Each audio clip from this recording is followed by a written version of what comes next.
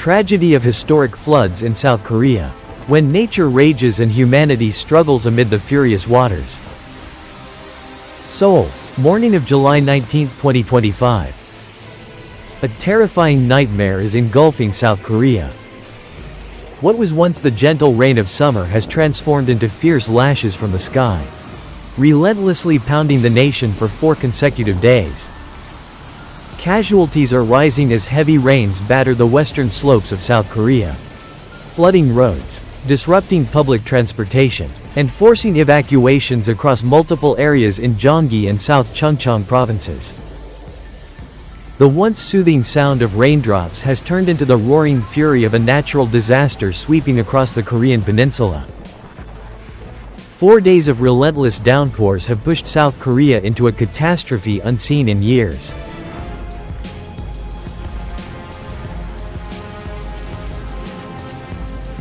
As of the morning of July 19, 2025, local time, at least 4 people have died, 2 are missing, and nearly 3,000 remain displaced under the open sky. Viral images on social media show elderly people shivering on damp concrete floors in evacuation centers. Children clinging tightly to their mother's hands, eyes vacant as floodwaters swallow their homes. Crying blends with the blaring sirens of rescue vehicles and the relentless rain, a heartbreaking symphony no one can ignore. In Seosan City, South Chungcheong Province, where rainfall exceeded 500 millimeters, an 80-year-old man was trapped and drowned in his basement as waters surged. In Osan, a tragic death occurred when a 10-meter-high wall collapsed on a moving vehicle amid the heavy rain. In Gwangju, rainfall reached 400 millimeters in 24 hours, the highest in 86 years. Within just 2 hours, 87 roads and 38 buildings were completely submerged. Cars floated aimlessly. Half-sunken houses resembled scenes from an apocalyptic film unfolding before the eyes. In Cheongyang County, 2 residents were buried in a landslide but were fortunately rescued and hospitalized with serious injuries.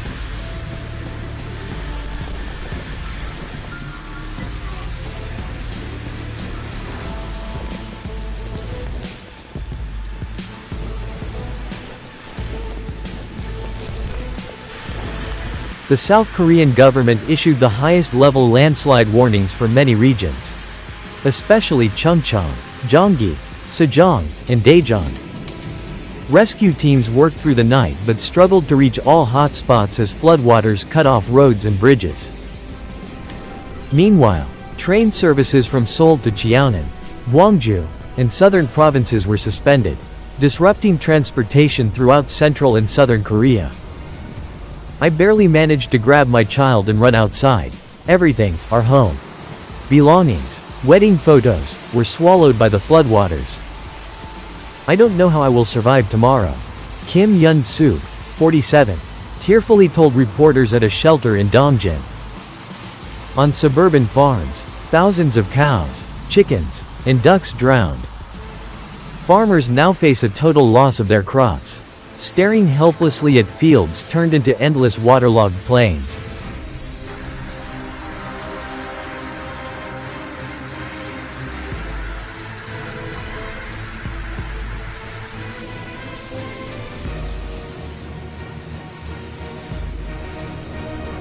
By 6 a.m. on July 19, over 7,000 people had been forced to evacuate, with 2,816 still unable to return home. Nearly 650 structures were destroyed. Hundreds of roads, bridges, factories, and schools were closed.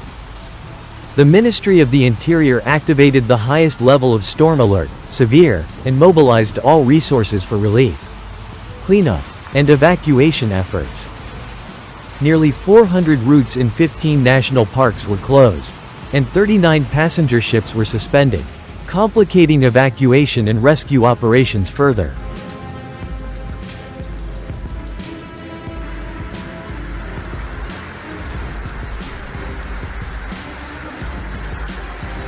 President Lee Jae-myung held an emergency meeting this morning, admitting failures in preparation. There were preventable casualties. The government must take more proactive steps in forecasting and protecting citizens. He urged local authorities to evacuate residents immediately when risk signs emerge, and pledged support for reconstruction and compensation for victims.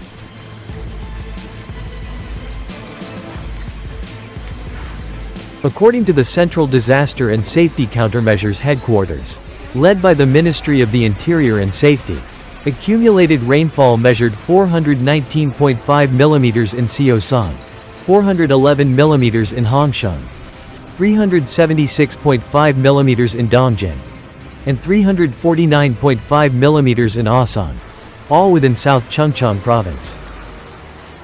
Coastal Taean County west of Seosan also recorded over 300 mm of rain on Thursday.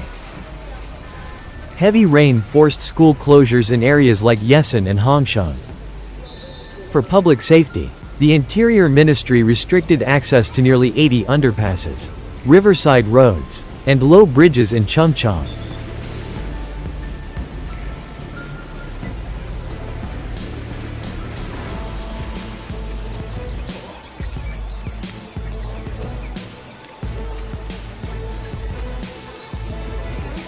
The Korea Meteorological Administration forecasts up to 300 mm more rain in southern mountainous regions over the next 2 days, spreading to central Korea and even affecting North Korea.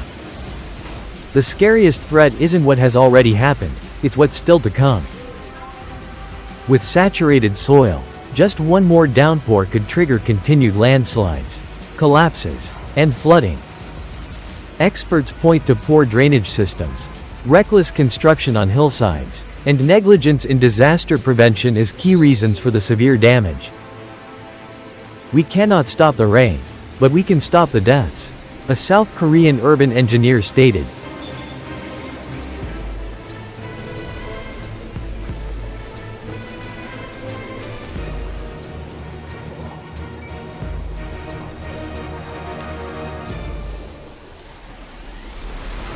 This morning, South Korea woke to sirens, tearful reports, and the irremovable pain of families who have lost loved ones, homes, and futures. The rain will eventually cease. But the scars on hearts, sleepless nights in shelters, and children's cries amid the storm will haunt for a long time. Nature rages on. And once again, humanity becomes a helpless victim.